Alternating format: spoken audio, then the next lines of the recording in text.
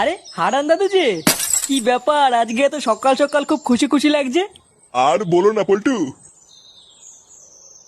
গ্রামে না একটা নতুন হোমো এসছে। আমাকে একটু আগে রাস্তায় ডেকে বললো 10 টাকা দাও, হ্যান্ডেল মেরে দেবো। সেই যে কি মজা গো পল্টু, আর কি বলবো।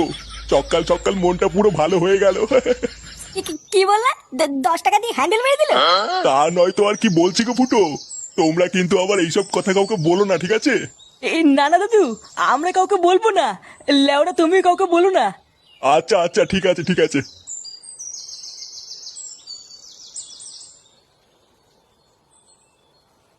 বাড়া কি বলে গেল?